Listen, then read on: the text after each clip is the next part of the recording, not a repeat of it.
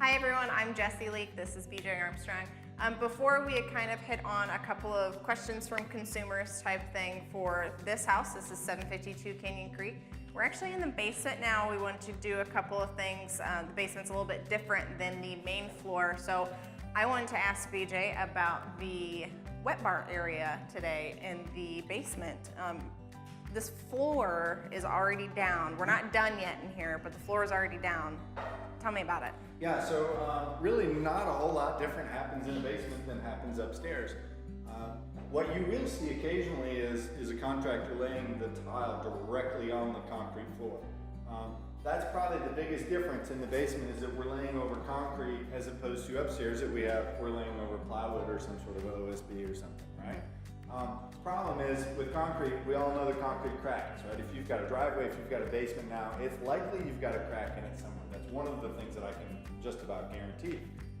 So what we want to make sure doesn't happen is that any crack in this basement floor that might develop over the next 50 years doesn't transfer into the tile, because otherwise your tile will crack apart, you get a crack in the ground line or something. We actually use a product, the brand name is called Detra. It's a plastic mat that rolls out underneath it.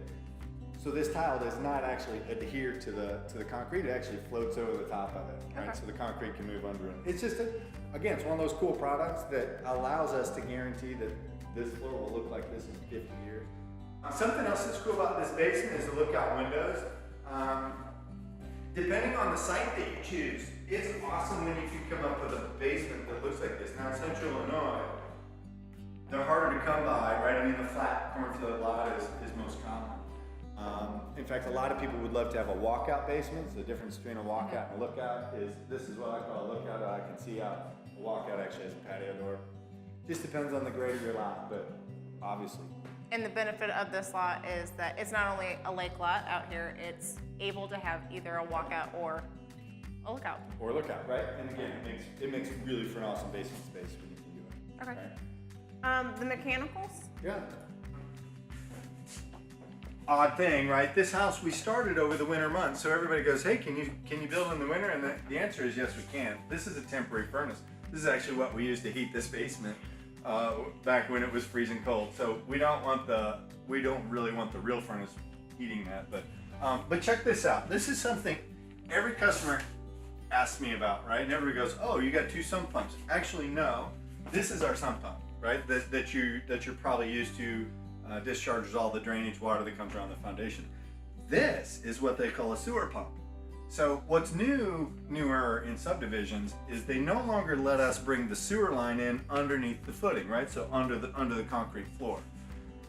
Potentially it would weaken the footings weaken the structural strength of the wall net. So what they do now is they make us bring it in this high, which means any wastewater that comes in underneath the basement floor drains into this pit and has to be pumped up. Now the problem with that obviously is that we've tied that to a mechanical system, and mechanical systems over time are likely going to fail.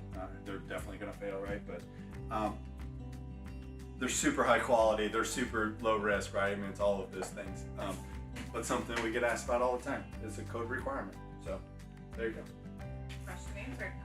One more question I have is, the family room for me down here would be a little too small. Okay. Can we fix it? Oh, absolutely. So anytime, just like an existing house, right? The only thing that's in that wall is this, right? So just on the other side of this piece of drywall. So literally, we could cut this wall apart right here at the top and slide it back. Now, yeah, there's some drywall work and there's a little bit of electrical in that, but it's really, really easy, right?